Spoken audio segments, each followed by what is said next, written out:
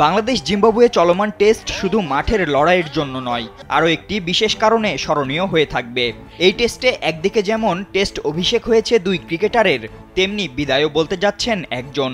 চট্টগ্রাম টেস্টের মধ্য দিয়ে ম্যাচ রেফারি হিসাবে ক্যারিয়ারকে বিদায় জানাতে যাচ্ছেন অস্ট্রেলিয়ার কিংবদন্তি ডেভিড বুন, যার জন্য ম্যাচ শুরুর পূর্বে আইসিসির এই ম্যাচ রেফারিকে সম্মাননা স্মারক তুলে দিয়েছে বাংলাদেশ ক্রিকেট বোর্ড।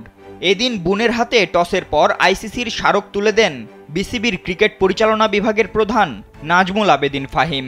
এ সময় umpire Richard Illingworth, Richard Kettleborough, Kumar Dharmasena সহ বাংলাদেশ ও জিম্বাবুয়ের ক্রিকেটাররা উপস্থিত ছিলেন।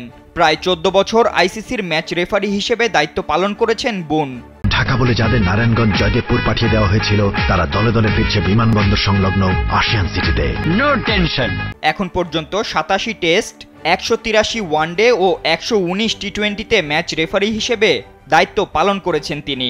2011 সালে প্রথমবার ম্যাচ রেফারি হিসেবে দায়িত্ব পালন করেন বুন। এক যুগের বেশি সময় থাকার পর এবার অবসরে যাচ্ছেন তিনি।